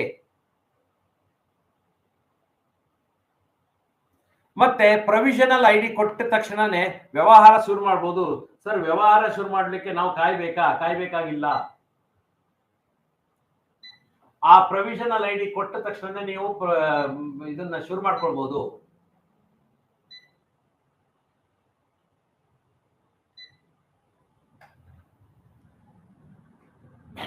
ಮತ್ತೆ ನೋಂದಣಿಗೆ ಎಷ್ಟು ಸರ್ ಶುಲ್ಕ? 5,000 ರೂಪಾಯಿ ಕಟ್ಟಬೇಕಾ? ಮೊದಲು ನಿಮ್ಮಲ್ಲಿ ಯಾರ್ಯಾರು ವ್ಯಾಟ್ ಅಥವಾ KST ಅಲ್ಲಿ ಇದ್ರಿ ನಿಮ್ಗೆ ಗೊತ್ತಿರ್ಬೋದು. ರಿಜಿಸ್ಟ್ರೇಷನ್ ಮಾಡುವಾಗ ಮಿನಿಮಮ್ ಡೆಪಾಸಿಟ್ ಇಡಬೇಕಿತ್ತು. ಮತ್ತೆ ನೋಂದಣಿ ಶುಲ್ಕ ಕಟ್ಟಬೇಕಿತ್ತು, ವ್ಯಾಟ್ ಮತ್ತು KST, ವ್ಯಾಟ್ ಎಲ್ಲ ಸಂದರ್ಭದಲ್ಲಿ. GST ಅಲ್ಲಿ ಯಾವುದೇ ಶುಲ್ಕ ಇಲ್ಲ. ಠೇವಣಿ ಕೂಡ ಇಡೋ ಅಗತ್ಯ ಇಲ್ಲ, ಫ್ರೀ. ಏನು ಅಂದ್ರೆ ಅಕಸ್ಮಾತ್ ನಾವು ಏನಾದ್ರು ದಾಖಲೆಗಳು ಮತ್ತು ವಿವರಗಳು ತಪ್ಪಿದ್ದಲ್ಲಿ ಅದನ್ನು ಎಡಿಟ್ ಮಾಡಲಿಕ್ಕೆ, ಸರಿಪಡಿಸ್ಲಿಕ್ಕೆ ಅವಕಾಶನೇ ಇದೆ. ತಪ್ಪಾದ್ರೆ ಸರಿಪಡಿಸ್ಲಿಕ್ಕೆ ಅವಕಾಶ ಇದೆ. ಆದ್ರೆ ಕೊಟ್ಟಿ ಆದಲ್ಲಿ, ನಕಲಿ ಆದಲ್ಲಿ, ಡೂಪ್ಲಿಕೇಟ್ ಆದಲ್ಲಿ, ಅದು ಫ್ರಾಡ್ ಅಥವಾ ಸಲ್ಲಿಸಿದ ದಾಖಲೆಗಳು ನಿಮ್ಮದು ಅಲ್ಲದಲ್ಲಿ, ಎಲ್ಲೋ ಒಂದ್ ಕಡೆ ಫ್ರಾಡ್ಯುಲೆಂಟ್ ಆಕ್ಟಿವಿಟಿ, ವಂಚನೆ ಮಾಡ್ಲಿದ್ದೀರಿ ಅಂದ್ರೆ ದಂಡನೆ ಇದೆ. ದಂಡನೆ, ದಂಡ ಅಲ್ಲ, ದಂಡನೆ, ಶಿಕ್ಷೆ.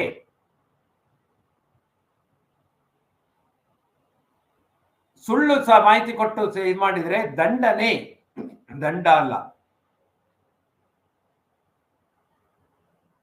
ಹಾಗೆ ಈ ನೋಂದಣಿ ಕೂಡ ಅಂತರ್ಜಾಲದಿಂದನೇ. ನಾವು ಏನು ಪ್ರಮಾಣ ಪತ್ರ ಮತ್ತೆ ಸರ್ ನಮ್ಗೆ ಬೈ ಪೋಸ್ಟ್ ಬರುತ್ತಾ, ರಿಜಿಸ್ಟರ್ ಪೋಸ್ಟ್ ಬರುತ್ತಾ, ಎಷ್ಟು ದಿನದಲ್ಲಿ ಬರುತ್ತೆ, ಏನು ಇಲ್ಲ. ನೀವು ರಿಜಿಸ್ಟ್ರೇಷನ್ ಆಯ್ತು ಅನ್ನೋ ಮಾಹಿತಿ ನಿಮಗೆ SMS ಬಂತು ಅನ್ಕೊಡೆ, ಮತ್ತೆ ಅದೇ ಸೈಟಿಗೆ ಹೋದ್ರೆ ನೀವು ಡೌನ್ಲೋಡ್ ಮಾಡ್ಕೊಳ್ಬಹುದು. ಡೌನ್ಲೋಡ್ ರಿಜಿಸ್ಟ್ರೇಷನ್ ಸರ್ಟಿಫಿಕೇಟ್ ಅಂತಿದೆ, ಅಲ್ಲಿ ಹೋದ್ರೆ ಡೌನ್ಲೋಡ್ ಮಾಡ್ಕೊಂಡು ನಿಮಗೆ ರಿಜಿಸ್ಟ್ರೇಷನ್ ಡಾಕ್ಯುಮೆಂಟ್ ಸಿಗತ್ತೆ.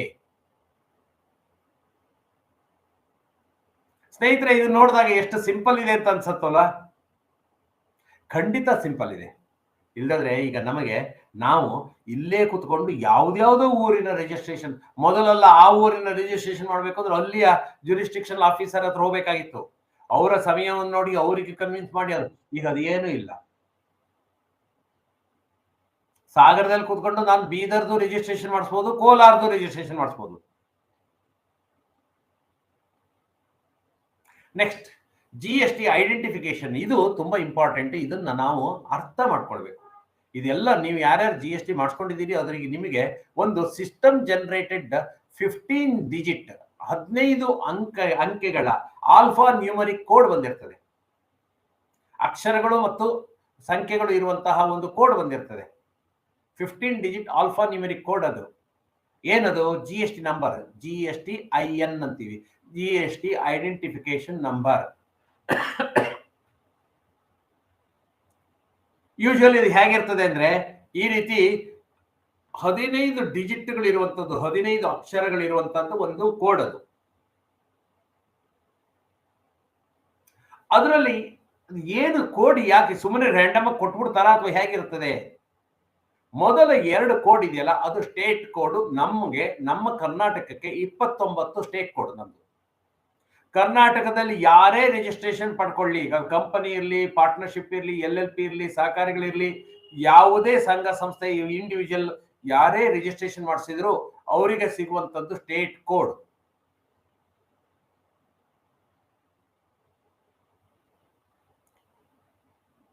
ಎರಡನೇದು ಪರ್ಮನೆಂಟ್ ಅಕೌಂಟ್ ನಂಬರ್. ಮುಂದಿನ 10 ಡಿಜಿಟ್ ಏನಿದೆ ಅದು ನಿಮ್ಮ ಪರ್ಮನೆಂಟ್ ಅಕೌಂಟ್ ನಂಬರ್ ಆಗಿರುತ್ತದೆ.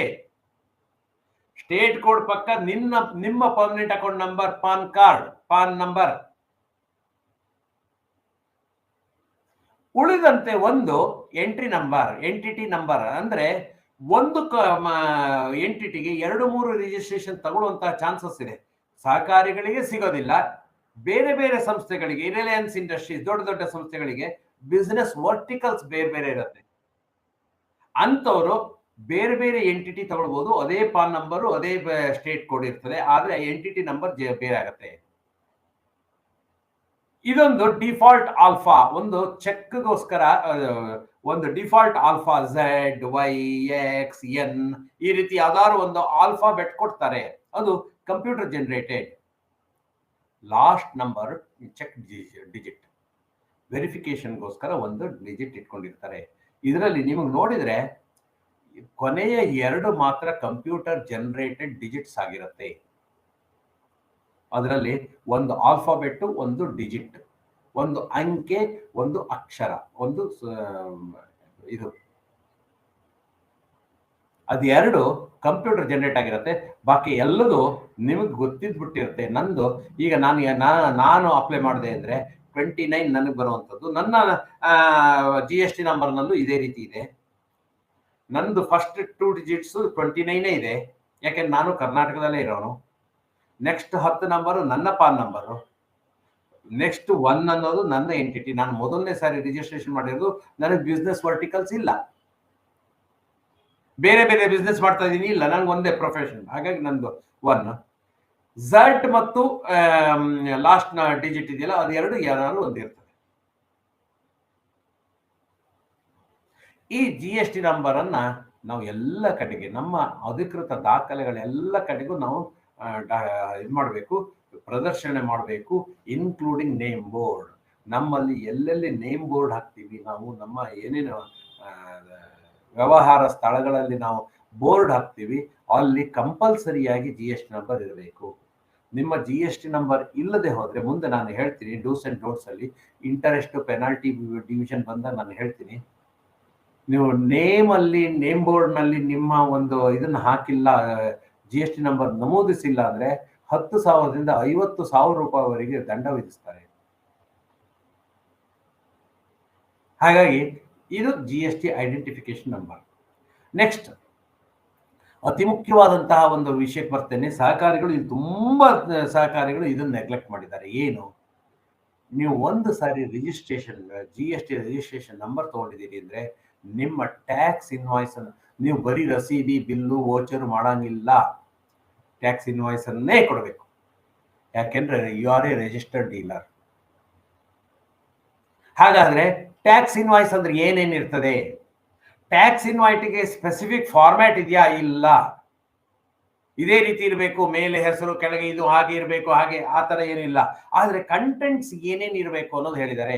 ನೇಮ್ ಆಫ್ ದಿ ಡೀಲರ್, ಯಾವ ಸಹಕಾರಿ ಸಂಸ್ಥೆ ಸಹಕಾರ ಸಂಘದ ಹೆಸರು. Next address with pin code. Pin code is must. Address ನಲ್ಲಿ ಪಿನ್ ಕೋಡ್ ಇಲ್ಲ ಅಂದ್ರೆ ಇನ್ವ್ಯಾಲಿಡ್. ಯಾಕೆಂದ್ರೆ ಒಂದೇ ಹೆಸರಿನ ಊರುಗಳು ಬೇಕಾದಷ್ಟು ಇರ್ತವೆ, ಆಗ ಕನ್ಫ್ಯೂಷನ್ ಆಗಬಾರ್ದು ಅನ್ನೋ ಕಾರಣಕ್ಕೋಸ್ಕರ ಪಿನ್ ಕೋಡ್ ಅನ್ನು ಹಾಕ್ಲೇಬೇಕು. Pin code is must.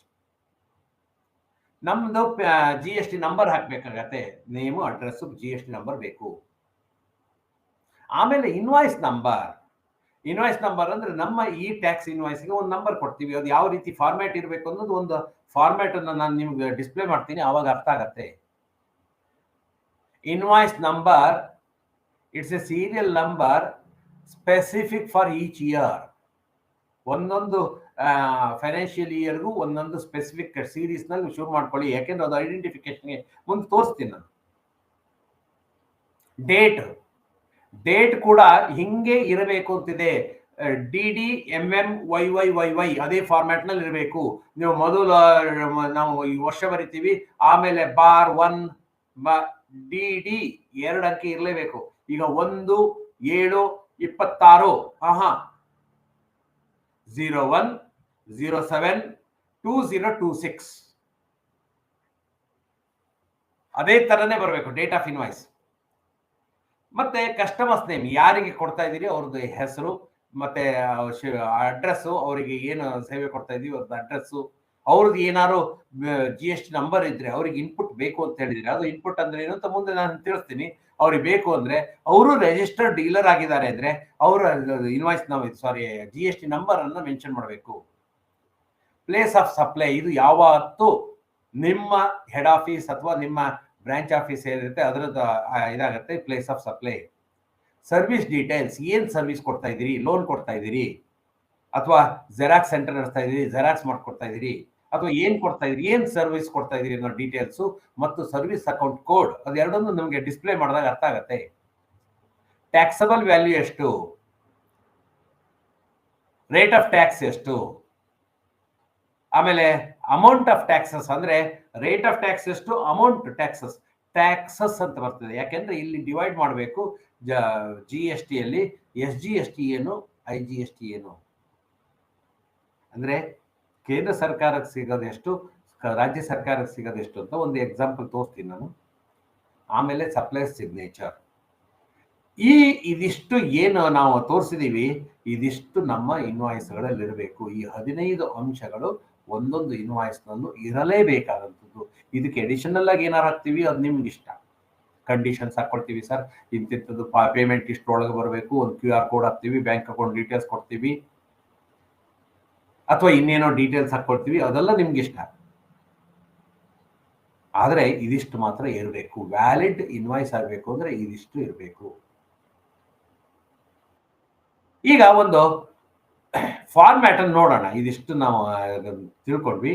ಈಗ ಒಂದು ಫಾರ್ಮ್ಯಾಟ್ ಹೇಗಿರ್ತದೆ, ಒಂದು ಫಾರ್ಮ್ಯಾಟ್ ಅನ್ನು ನಾನು ತೋರಿಸ್ತಾ ಇದ್ದೀನಿ. ಅದರಲ್ಲಿ ಫಸ್ಟ್ ಟ್ಯಾಕ್ಸ್ ಇನ್ವಾಯ್ಸ್ ಸರ್ವಿಸ್, ಯಾಕೆಂದ್ರೆ ಇದು ಪತ್ತಿನ ಸಹಕಾರ ಸಂಘಗಳಿಗೆ ನಾನು ತೋರಿಸಿರುವಂತದ್ದು. ಟ್ಯಾಕ್ಸ್ ಇನ್ವಾಯ್ಸ್ ಅಂತ ಮೇಲ್ಗಡೆ ಬರೆದಿರಬೇಕು, ಅಥವಾ ಸೇವಾ ಕರದರ ಪಟ್ಟಿ. ಇನ್ವಾಯ್ಸಿಗೆ ಕರದರ ಪಟ್ಟಿ ಅಂತ ಹೇಳ್ತೀವಿ ಕನ್ನಡದಲ್ಲಿ. ಅದು ಒರಿಜಿನಲ್ಲೋ ಅಥವಾ ಡೂಪ್ಲಿಕೇಟೋ, ಅಂದ್ರೆ ಸೇವಾ ಇದು ನನ್ನ ಮುಂದೆ ಬಂದಾಗ ಹೇಳ್ತೀನಿ ನಾನು ಅದನ್ನು ಕೂಡ. ಇನ್ ಡೂಪ್ಲಿಕೇಟ್ ನಾವು ಇಶ್ಯೂ ಮಾಡಬೇಕು. ಇದು ಒರಿಜಿನಲ್ಲೋ ಅಥವಾ ಡೂಪ್ಲಿಕೇಟೋ, ಎರಡನೇ ಪ್ರತಿನ ಅಥವಾ ಮೂಲ ಪ್ರತಿನ ಹೇಳಬೇಕು. ಇನ್ನು ಸಹಕಾರಿಯ ಲೋಗೋ ನೀವು ಬೇಕು ಅಂದ್ರೆ ಹಾಕೊಳ್ಳಿ, ಇದೇನು ಕಂಪಲ್ಸರಿ ಅಲ್ಲ. ಸೊ ಒಂದು ಸಹಕಾರಿಯ ಲೋಗೋ ಹಾಕೊಳ್ತೀರಿ. ಕೆಳಗಡೆಗೆ ಸಹಕಾರಿಯ ಹೆಸರು, ಪೂರ್ಣ ಅಂಚೆ ವಿಳಾಸ, ಪಿನ್ ಕೋಡ್ ಸಹಿತ. ಪಿನ್ ಕೋಡ್ ಅನ್ನು ಸೇರಿಸಿದಂತೆ ಪೂರ್ಣ ಅಂಚೆ ವಿಳಾಸ ಬೇಕು. ಸಹಕಾರಿ ಹೆಸರು, ಅಂಚೆ ವಿಳಾಸ, ಪೋಸ್ಟಲ್ ಅಡ್ರೆಸ್, ಪಿನ್ ಕೋಡ್ ಸಹಿತ ಇರಬೇಕು. ನಂತರದಲ್ಲಿ ನಾನು ಹೇಳಿರುವಂತಹ ಡೀಟೇಲ್ಸ್ಗಳು, GST ನಂಬರ್ ಇರಬೇಕು. Invoice number less than 16 characters, 16 ಅಂಕೆಗಳು ಅಥವಾ 16 ಅಕ್ಷರಗಳಿಗಿಂತ ಕಡಿಮೆ ಇರುವಂತಹ ಇನ್ವಾಯ್ಸ್ ನಂಬರ್. 16 ಅಂಕೆಗಳಿಂದ ಜಾಸ್ತಿ ಮಾಡ್ತೀವಿ, ಮಾಡಕ್ ಹೋಗ್ಬೇಡಿ, ಮಾಡಕ್ ಬರೋದಿಲ್ಲ. ಯಾಕೆಂದ್ರೆ ವೆಬ್ಸೈಟ್ ನಲ್ಲಿ ನಾವು ಇದು ಮಾಡುವಾಗ, ಅವರ GST ನೆಟ್ವರ್ಕ್ ಅಲ್ಲಿ ಹಾಕುವಾಗ, ಇನ್ವಾಯ್ಸ್ ನಂಬರ್ ಹಾಕುವಾಗ 16 ಅಕ್ಷರಗಳನ್ನು ತಗೊಳುತ್ತೆ, 17ನೇ ಅಕ್ಷರ ಟ್ರಂಕೇಟ್ ಆಗತ್ತೆ. ಮತ್ತೆ ಇನ್ವಾಯ್ಸ್ ಡೇಟ್ ಆಗ್ಲೇ ಹೇಳ್ದಂಗೆ DD MM YYYY, date, month ಮತ್ತು ಇಯರ್ ಫಾರ್ಮ್ಯಾಟ್ ನಲ್ಲೇ ಇರಬೇಕು. ಸರ್ ಇಯರ್ ಮಂತ್ ಡೇಟ್ ಕೊಡ್ತೀವಿ, ತಪ್ಪು, ತಗೊಳ್ಳೋದಿಲ್ಲ, ತಪ್ಪಾಗತ್ತೆ. ಇನ್ನು ಯಾರಿಗೆ ಕೊಡ್ತಾ ಇದ್ದೀವಿ ಅನ್ನೋದ್ರದ್ದು ಡೀಟೇಲ್ ಹಾಕ್ಬೇಕಾಗತ್ತೆ. ಯಾರಿಗೆ ಹೆಸರು ಹಾಕಿದೀವಿ ಅಂತ ಅವ್ರದ್ದು GST ನಂಬರ್ ಇದ್ರೆ ಹಾಕಿ. ಸ್ಟೇಟ್ ಕೋಡ್ ಕರ್ನಾಟಕ ಅಂದ್ರೆ 29. ಯಾಕೆಂದ್ರೆ ನಾವು ಬೇರೆ ರಾಜ್ಯದ ಇವರಿಗೆ ಸರ್ವಿಸ್ ಕೊಡ್ಲಿಕ್ಕೆ ಬರೋದಿಲ್ಲ ನಮಗೆ ಸಹಕಾರ ಸಂಘಗಳಿಗೆ. Unless multi state cooperative society ಆಗಿದ್ರೆ ಮಾತ್ರ ಅವ್ರಿಗೆ ಬರ್ತದೆ. ನಾವು ಮಲ್ಟಿ ಸ್ಟೇಟ್ ಕೋಆಪರೇಟಿವ್ ಬಗ್ಗೆ ಯೋಚನೆ ಮಾಡ್ತಾ ಇಲ್ಲ. ಇದಿಷ್ಟು ಮೇಲ್ಗಡೆ ಕಂಟೆಂಟ್ ಆದ್ರೆ ನಮ್ಗೆ ವ್ಯಾವಹಾರಿಕ ಡೀಟೇಲ್ಸ್ ಹೀಗೆ ಬರ್ಬೇಕಾಗತ್ತೆ. ಇದನ್ನ ಸ್ವಲ್ಪ ಗಮನ ಇಟ್ಟು ನೋಡಿ. ಅಲ್ಲಿ ಸರ್ವಿಸ್ ಅಕೌಂಟ್ ಕೋಡ್ ಅಂತೇಳಿ ಹಾಕಿದೀವಿ. ಇದು ಸರ್ವಿಸ್ ಅಕೌಂಟ್ ಕೋಡ್ ನಮ್ದು 9971 ಇಂಟರೆಸ್ಟ್ ಆನ್ ಲೋನ್ಸ್ಗೆ ಇರುವಂತಹ ಸರ್ವಿಸ್ ಅಕೌಂಟ್ ಕೋಡ್. ಅಲ್ಲಿ ಅಮೌಂಟ್ ಹಾಕಿದ್ದೀವಿ 16,000 ರೂಪಾಯಿ. ಅಂದ್ರೆ ಇವತ್ತು 16,500 ರೂಪಾಯಿ ಒಬ್ರು ಇವರು ನಮಗೆ ಲೋನಿನ ಇಂಟರೆಸ್ಟ್ ಕೊಡ್ಲಿಕ್ಕೆ ಬಂದಿದ್ದಾರೆ. Interest is exempt. 16,000 ರೂಪಾಯಿ ಬರ್ತಿದ್ದೀವಿ. ಹಾಗೆ ಡಾಕ್ಯುಮೆಂಟೇಶನ್ ಫೀಸ್ 500 ರೂಪಾಯಿ ಡಾಕ್ಯುಮೆಂಟೇಶನ್ ಫೀಸ್ ಬಾಕಿ ಇತ್ತು ಅವ್ರದ್ದು, ಅದನ್ನು ಕೊಟ್ಟಿದ್ದಾರೆ. ಆಗ ಅದಕ್ಕೆ 18% ಇಂಟ್ರೆಸ್ಟ್ ಬರುತ್ತೆ. 500 ರೂಪಾಯಿಗೆ 18% ಇಂಟ್ರೆಸ್ಟ್ ಬರುತ್ತೆ. ಹಾಗಾಗಿ 500 ರೂಪಾಯಿನ ನಾವು ಟ್ಯಾಕ್ಸಬಲ್ ಅಂತ ಕನ್ಸಿಡರ್ ಮಾಡ್ತೀವಿ. ಅದಕ್ಕೆ GST 90 ರೂಪಾಯಿ ಬರುತ್ತೆ. ಇಲ್ಲಿ ಆಕ್ಚುಲಿ ನಾವು ತೋರಿಸ್ಬೇಕಾಗಿರೋದು IGST ಎಷ್ಟು, SGST ಎಷ್ಟು ಅಂತ. ಅದು 9%, ಅದು 45 ರೂಪಾಯಿ, ಇದು 9%, ಇದು 45 ರೂಪಾಯಿ. ಇಲ್ಲಿ ಜಾಗದ ಕೊರತೆ ಇರೋದ್ರಿಂದ ನಾನು ಸಣ್ಣದಾಗಿ ತೋರಿಸ್ಬೇಕಾಗತ್ತೆ ಅನ್ನೋ ಕಾರಣಕ್ಕೋಸ್ಕರ ನಿಮಗೆ GST 18% ಅಂತ ಹಾಕಿದ್ದೀನಿ. ಆದರೆ ಇನ್ವಾಯ್ಸ್ ಮಾಡುವಾಗ SGST 9%, 45 ರೂಪಾಯಿ, CGST 45 ರೂಪಾಯಿ ಅಂತ ತೋರಿಸ್ಬೇಕಾಗತ್ತೆ ಟೋಟಲ್ ಟ್ಯಾಕ್ಸ್. ಆಮೇಲೆ ಟೋಟಲ್ ಅಮೌಂಟು 16,590 ರೂಪಾಯಿ. ಅದನ್ನು ನಾವು ಅಕ್ಷರದಲ್ಲೂ ಬರೆದು ತೋರಿಸ್ಬೇಕು. ಕಂಪ್ಯೂಟರ್ ಜನರೇಟೆಡ್ ಇನ್ವಾಯ್ಸ್ ಆಗಿದ್ರೆ ಡಿಜಿಟಲಿ ಸೈನ್ ಹಾಕ್ಬಹುದು, ಅಥವಾ ಸಿಗ್ನೇಚರ್ ಇಸ್ ನಾಟ್ ಕಂಪಲ್ಸರಿ. ನೀವು ಮ್ಯಾನ್ಯುಯಲ್ ಮಾಡಿದ್ರೆ ಅಲ್ಲಿ ಕಂಪಲ್ಸರಿಯಾಗಿ ಒಂದು ಸಿಗ್ನೇಚರ್ ಹಾಕ್ಬೇಕಾಗತ್ತೆ. ಇಲ್ಲಿ ಇನ್ನೊಂದು ನಿಮ್ಗೆ ಗೊತ್ತಿರಲಿ, 2 ಮೆಥಡ್ ಇದೆ ನಮಗೆ ಟ್ಯಾಕ್ಸ್ ಅನ್ನು ಹಾಕ್ಲಿಕ್ಕೆ. 2 ಮೆಥಡ್ ಇದೆ. ಸರ್ 16,500 ರೂಪಾಯಿ ಕೊಟ್ಟು ಹೋಗ್ಬಿಟ್ಟಿದ್ದಾರೆ, ಅವರಿಗೆ ನಾವು 90 ರೂಪಾಯಿ ಹಾಕಿದ್ರೆ ಅವ್ರು ವಸೂಲಿ ಮಾಡೋದು ಕಷ್ಟ ಅಲ್ಲ ಸರ್. 16,500 ರೂಪಾಯಿ ಮತ್ತೆ ಟ್ಯಾಕ್ಸ್ ಅನ್ನ ಎಕ್ಸ್ಟ್ರಾ ಕೊಡೋದಿಲ್ಲ ನಮ್ಮ ಕಕ್ಷಿದಾರರು, ನಮ್ಮ ಕಸ್ಟಮರ್ಸ್, ನಮ್ಮ ಸದಸ್ಯರು ಕೊಡೋದಿಲ್ಲ, ಏನ್ ಮಾಡೋದು ಸರ್? ನೀವೊಂದು ನಿರ್ಣಯ ತಗೊಳ್ಳಿ. ಆವಾಗ ಆ 500 ರೂಪಾಯಿ ಇನ್ಕ್ಲೂಸಿವ್ ಆಫ್ ಟ್ಯಾಕ್ಸ್ ಮಾಡ್ಬೋದು. ಈಗ ನಾನು ತೋರಿಸ್ತಾ ಇರುವಂತದ್ದು exclusive method of living GST, exclusive method. ಇದಕ್ಕೆ ಎಕ್ಸ್ಟ್ರಾ ಹಾಕ್ತೀವಿ 500 ರೂಪಾಯಿ ಪ್ಲಸ್ GST. ಅದೇ ಈ ಗೂಡ್ಸ್ಗಳು ಇದರಲ್ಲಿ ಇರ್ತಲ್ಲ MRP ಅಂತ ಹೇಳಿದ್ರೆ ಇನ್ಕ್ಲೂಸಿವ್ ಆಫ್ ಆಲ್ ಟ್ಯಾಕ್ಸಸ್ ಅಂತ ಹೇಳಿ ಹೇಳ್ತಾರಲ್ಲ, ಹಂಗೇನಾದ್ರು ಇದ್ರೆ ಆವಾಗ ನೀವು ಇನ್ನೊಂದು ತರದ್ ಮಾಡ್ಬೋದು, ಇನ್ಕ್ಲೂಸಿವ್ ಅಂತ ಹೇಳಿ. ಇದು ಎಕ್ಸ್ಕ್ಲೂಸಿವ್. ಇನ್ಕ್ಲೂಸಿವ್ ಮೆಥಡ್ ಅಲ್ಲಿ ಏನಾಗತ್ತೆ, ಅಲ್ಲೇ ನೋಡಿ 16,500 ರೂಪಾಯಿ ಕೊಟ್ಟಿದ್ದಾರೆ.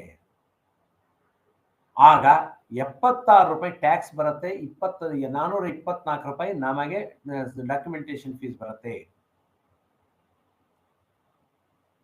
ಅಲ್ಲಿ 16,500 ರೂಪಾಯಿ ಮಾತ್ರ ಅವ್ನು ಕೊಡ್ತಾನೆ, ಅದಷ್ಟನ್ನೇ ನಾವು ತೋರಿಸ್ತೀವಿ. ಹಿಂದಿನ ಇದರಲ್ಲಿ 16,590 ರೂಪಾಯಿ ಕೊಟ್ಟಿದ್ದ ನೋಡಿ, ಇದು ಎಕ್ಸ್ಕ್ಲೂಸಿವ್ 500 ರೂಪಾಯಿ ಪ್ಲಸ್ ಟ್ಯಾಕ್ಸ್ ಆಗಿತ್ತು.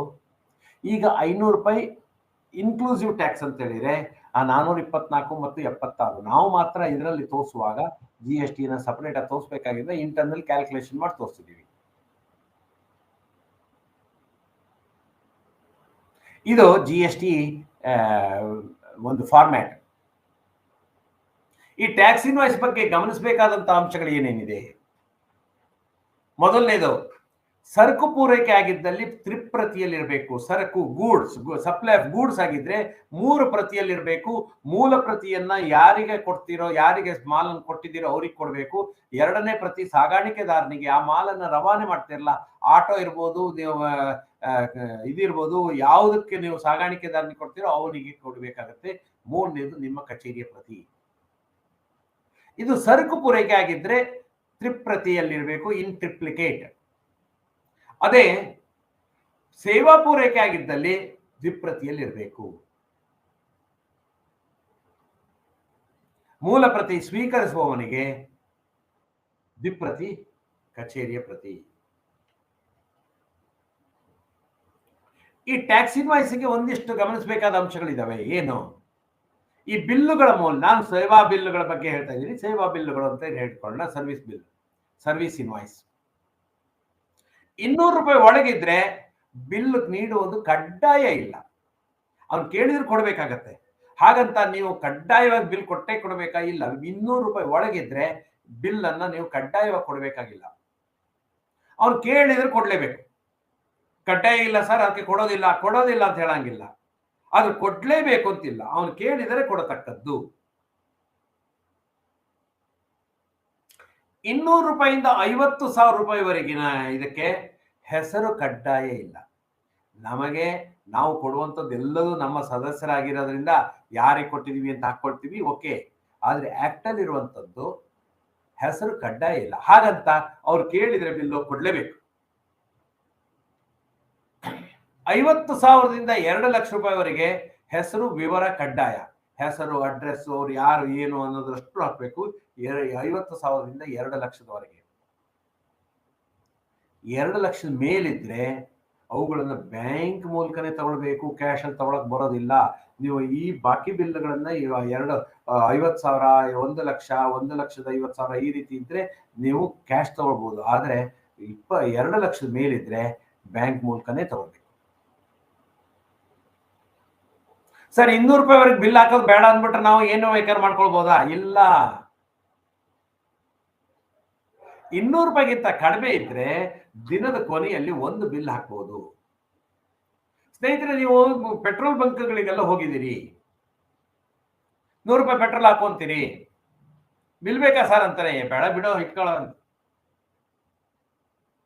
ಹಾಗೆ 100 ರೂಪಾಯಿ 1 ಲೀಟರ್ 1.5 ಲೀಟರ್ ಈ ರೀತಿ ಹಾಕೊಂಡೋದೆಲ್ಲ 100 ರೂಪಾಯಿ ಒಳಗೆ 200 ರೂಪಾಯಿ ಒಳಗೆ ಕೊಟ್ಟಿದ್ದಲ್ಲ ಅವನು ನುಂಗ್ಬಿಡ್ತಾನ. ಅವನು ಡೆಲಿವರಿ ಬಾಯ್ ಏನ್ ಪೆಟ್ರೋಲ್ ಹಾಕ್ತಾನ ಅವನಿಗೆ ಅದು ಅಲ್ಲ. ಅವನು ಏನ್ ಮಾಡ್ತಾನೆ, ದಿನದ ಕೊನೆಯಲ್ಲಿ ಕ್ಯಾಶ್. ಈಗ ನಿಮಗೆ ಕೆಲವೊಂದು ಸ್ಟೇಷನರಿ ಶಾಪಿಗೆ ಹೋದ್ರೆ ಸಣ್ಣ ಪುಟ್ಟ ಐಟಮ್ 5 ರೂಪಾಯಿ 10 ರೂಪಾಯಿ 50 ರೂಪಾಯಿ 25 ರೂಪಾಯಿ ಎಲ್ಲಕ್ಕೂ ಬಿಲ್ ಹಾಕ್ಲಿಕ್ಕೆ ಹೋದ್ರೆ ಬಿಲ್ ಹಾಕದೆ ಅವ್ರು ದೊಡ್ಡ ಕೆಲಸ ಆಗ್ಬಿಡತ್ತೆ. ಎಂಡ್ ಅಲ್ಲಿ ಅವ್ರ ಕ್ಯಾಶ್ ಬ್ಯಾಲೆನ್ಸ್ ಎಷ್ಟಿದೆ ನೋಡಿ, ಅದಷ್ಟಕ್ಕೆ ಒಂದು ಕ್ಯಾಶ್ ಬಿಲ್ ಅನ್ನು ಹರಿತಾರೆ. ಹಾಗೆ ಇಲ್ಲಿ ಕೂಡ ನಿಮಗೆ ಇದು ನಮಗೆ ಇದೆ. ಇನ್ನು ಇದರಲ್ಲಿ 2 ವಿಚಾರಗಳಿದೆ, HSN ಕೋಡ್ ಮತ್ತು ಸರ್ವಿಸ್ ಅಕೌಂಟ್ ಕೋಡ್.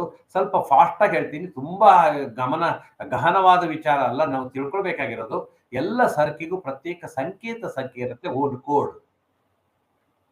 ಯಾಕೆಂದ್ರೆ ಈ ಹೆಸರುಗಳಲ್ಲಿ ತುಂಬಾ ಕನ್ಫ್ಯೂಷನ್ಗಳಿರುತ್ತೆ.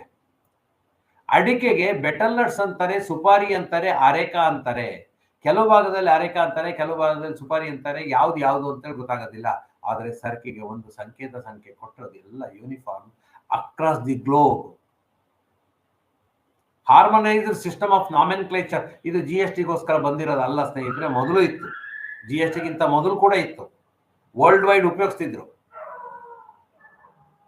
ಹಾಗಾಗಿ ಇದು ಒಂದೊಂದು ಸರಕಿಗೂ ಪ್ರತ್ಯೇಕವಾದ ಸಂಖ್ಯೆ ಇರುತ್ತೆ. 8 ಅಂಕಿಗಳವರೆಗೆ 8 ಡಿಜಿಟ್ಸ್ ಇರುತ್ತೆ ಇದರಲ್ಲಿ. ಯಾರು ನಾವು ಸಪ್ಲೈ ಮಾಡ್ತೀವೋ ಅವರು ಇದನ್ನ ಪೂರೈಕೆದಾರ ಇದನ್ನ ಬಿಲ್ ನಲ್ಲಿ ನಮೂದು ಮಾಡಬೇಕು. ಅನೊಂದಾಯಿತ ಖರೀದಿದಾರ ಅಂದ್ರೆ ಬಳಕೆದಾರನಿಗೆ ಕೊಡ್ತಾ ಇದ್ರೆ B2C ಅಂತೀವಿ ನಾವು, ಬಿಸ್ನೆಸ್ ಟು ಕನ್ಸ್ಯೂಮರ್. B2C ಆಗಿದ್ರೆ ಕಡ್ಡಾಯ ಇಲ್ಲ, ನಮೂದು ಮಾಡಬಾರ್ದು ಅಂತಲ್ಲ, ಕಡ್ಡಾಯ ಇಲ್ಲ. ಸರ್ವಿಸ್ ಅಕೌಂಟ್ ಕೋಡ್ ನಮಗಿದು ಮುಖ್ಯ. ಪ್ರತಿಯೊಂದು ಸೇವೆಗೂ ಪ್ರತ್ಯೇಕವಾದ ಸೇವಾ ಸಂಕೇತ ಇದೆ, ಸರ್ವಿಸ್ ಕೋಡ್. ಇದು ಕೂಡ 8 ಅಂಕಿಗಳವರೆಗೆ ಇರ್ತದೆ ಸಂಖ್ಯೆ. ನಾನೀಗ ತೋರಿಸಿದೆ ನಿಮಗೆ, ಬಡ್ಡಿಗೆ, ಡಾಕ್ಯುಮೆಂಟ್ ಚಾರ್ಜಸ್ಗೆ ಒಂದು ಸರ್ವಿಸ್ ಅಕೌಂಟ್ ಕೋಡ್ ಅಂತ ತೋರಿಸಿದೆ ನಿಮಗೆ. ಇದನ್ನ ನಾವು ನಮ್ಮ ಸೇವಾ ಕರದರ ಪಟ್ಟಿಯಲ್ಲಿ ತೋರಿಸ್ಬೇಕಾಗತ್ತೆ.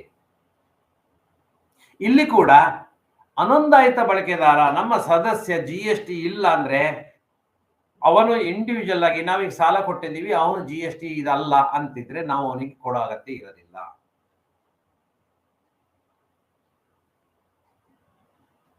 ಸೊ ಇದಾಗಿತ್ತು ಸ್ನೇಹಿತರೆ ಇವತ್ತಿನ ಒಂದು ಅವಧಿ. ಸರಿಸುಮಾರು 50 ನಿಮಿಷಗಳ ಕಾಲ ನಾವು 53 ನಿಮಿಷಗಳ ಕಾಲ ನಾವು ಇವತ್ತಿನ ಇದನ್ನ ನೋಡಿದೆ. ಇನ್ನು ಮುಂದಿನ ಇನ್ಪುಟ್ ಟ್ಯಾಕ್ಸ್ ಕ್ರೆಡಿಟ್ ಅಂದ್ರೆ ಏನು, ಮತ್ತೆ ಇನ್ನೂ ಅನೇಕ ವಿಚಾರಗಳಿದಾವೆ, ಅವುಗಳನ್ನ ಮುಂದಿನ ಅವಧಿಯಲ್ಲಿ ನಾವು ತಗೊಳ್ಳೋಣ ಅಂತ ಹೇಳ್ತಾ ಇವತ್ತಿನ ಅವಧಿಯನ್ನ ಮುಗಿಸೋಣ ಅಂತ ನಿಮ್ಮೆಲ್ಲರ ಒಪ್ಪಿಗೆಯನ್ನು ಕೇಳ್ತಾ, ಈಗ ಮತ್ತೊಮ್ಮೆ ಎಲ್ಲರಿಗೂ ಶುಭರಾತ್ರಿಯನ್ನು ಕೋರ್ತಾ ಮತ್ತೆ ನಿಮ್ಮ ಭೇಟಿ 14ನೇ ತಾರೀಕು ಇದರ ಮುಂದುವರಿದ ಭಾಗ. Thank you sir. Thank you so much sir. ನಮಸ್ತೆ ಸರ್.